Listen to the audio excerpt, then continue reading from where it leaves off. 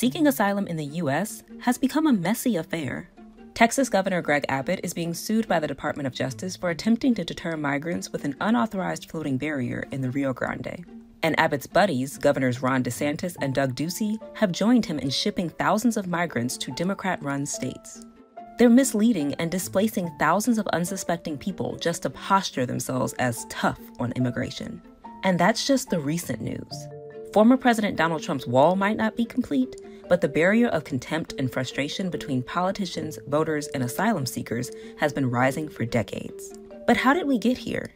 When did asylum in the U.S. go from a humanitarian effort to a political headache? The Southern Poverty Law Center's Sarah M. Rich was able to help us find some answers. When my ancestors came here, for example, they didn't have to fit into any category. They didn't have to get any visa. They didn't have to really go through any kind of check.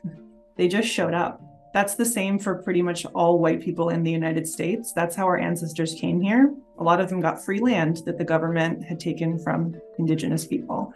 That's the system that really built up the white majority of the United States. And it's that majority that's now freaked out about all of these people coming from other parts of the world. And we're setting up bigger and bigger barriers and putting agents with guns and barbed wire and walls to keep people out.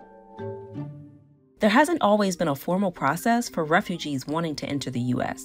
The Immigration Act of 1924 actually limited the number of visas available to potential immigrants. For example, in 1939, the MS St. Louis, a German ship filled with Jewish passengers fleeing the Holocaust, was prohibited from docking in Florida. In 1967, the United Nations adopted a protocol that expanded protections for all refugees fleeing conflict and persecution, which the U.S. signed. Then, in 1980, former President Jimmy Carter signed the Refugee Act into law. Where did this widespread contempt from the GOP come from? Well, Rich points to Proposition 187, a 1994 ballot initiative approved by California voters that restricted undocumented immigrants from receiving public services. It was ultimately deemed unconstitutional, but it established a mantle of anti-immigrant sentimentality that was picked up by future presidents like Bill Clinton and George W. Bush. Of course, the 9/11 attacks exacerbated the mistrust of and distaste for foreign people entering the U.S. And then you get into the Trump administration, the most anti-immigrant administration in maybe 100 years.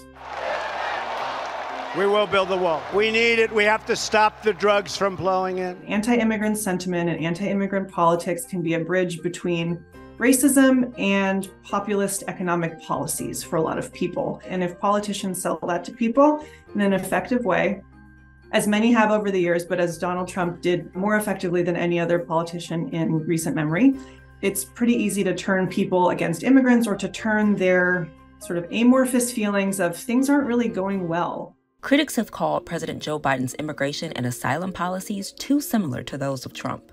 And while Rich acknowledges Biden's executive actions have attempted to create change at the border, she says more needs to be done, especially since the human toll of inadequate immigration policies is growing by the day.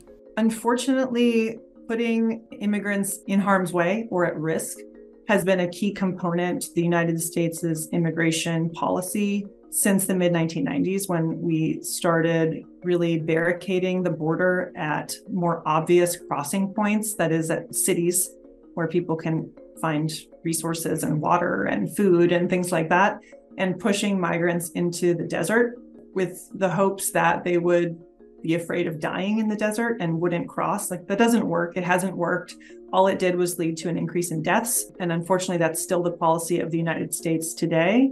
And when you make it difficult for people to cross in legal ways, but people are still desperate, they will cross anyway because they want to find safety. And the government knows that. People die in the desert all the time. And we've all seen images of people who have drowned in the Rio Grande.